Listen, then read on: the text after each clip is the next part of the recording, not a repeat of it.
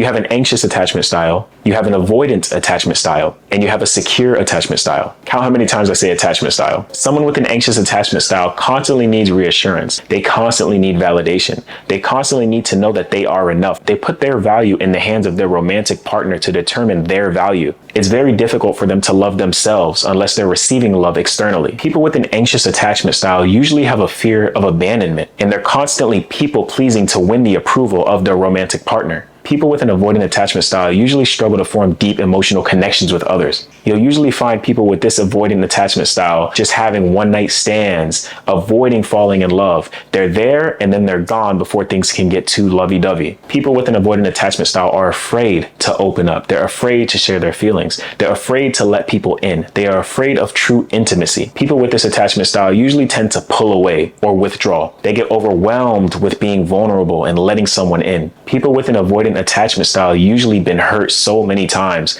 and they're protecting themselves. They're putting a wall up to protect themselves from ever feeling this type of hurt again. People with a secure attachment style have a high self-esteem, and they have a high level of confidence in themselves and their ability to love and receive love. People with a healthy attachment style respect other people's boundaries and have healthy boundaries themselves. They're very empathetic, they're very understanding, and they're very secure in their emotions. The biggest lesson that you will learn about being in relationships is the lessons that are about you, your true self-esteem, your true level of confidence, your ability to love, your ability to receive love, your ability to provide and support someone else. And these are the things about your character that you're not always put in situations to test every single day, because most people don't want to be faced with themselves. So that's a little lesson for you guys. But this video is not going to be about attachment styles. This video is going to be about 3 tips that I will give you on how to have better relationships. 3 things that you can incorporate into your relationships to make them stronger, to make them better, to make them healthier. So once again, I took some notes. I'm going to take out my phone because if I don't read off on my phone, I am going to talk forever. Starting with number 1, I have intimacy. Now let's break down the word intimacy. In-to-me-see.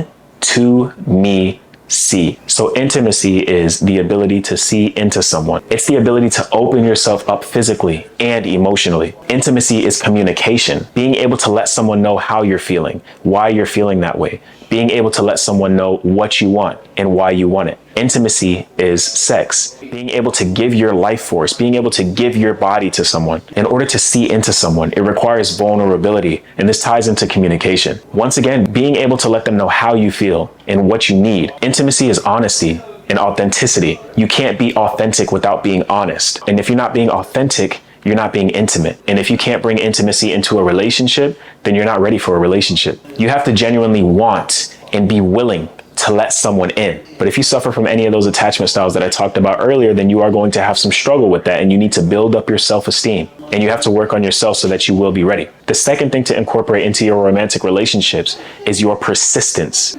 Relationships take work, and it doesn't take work to get to a specific point and then you stop. It takes work to get to a specific point and then you have to maintain. Persistence is constantly validating your partner, man or woman, letting them know how beautiful they are, letting them know how much you enjoy being around them. But at the same time, persistence is not always giving your energy to the other person. Persistence is also giving that energy back to yourself, staying in shape, persistence in keeping a healthy diet, persistence in your personal development as a person. Because at the end of the day, you're in a relationship, but both of you guys are constantly evolving.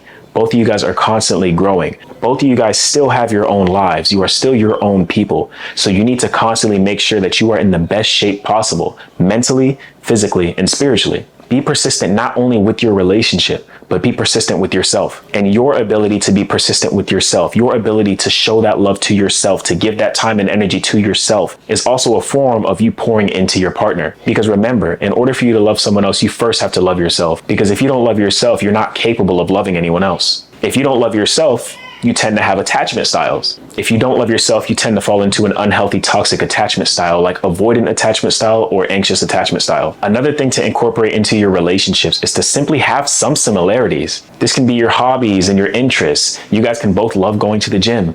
You guys can both love animals. You guys can share an interest in traveling, hiking. And if you don't have anything in common on a physical level, just both partners being willing to try new things and step out of their comfort zone and welcome new adventures is enough enough to build a deeper connection and keep the relationship exciting. You can laugh, you can learn, you can grow, you can evolve together, you can learn together. And that's a beautiful thing. And if you have any of the attachment styles that I was talking about early in this video, there was nothing wrong with you. But that's all I got for this video. I was really excited to shoot this one. I really wanted to talk about this stuff because I've been doing a lot of research on love and attachment styles and relationships and human behaviors. I'm always interested in learning. So if you have anything that you feel that you want to learn more about from my perspective, then leave it in the comment section below. I love you. Mwah.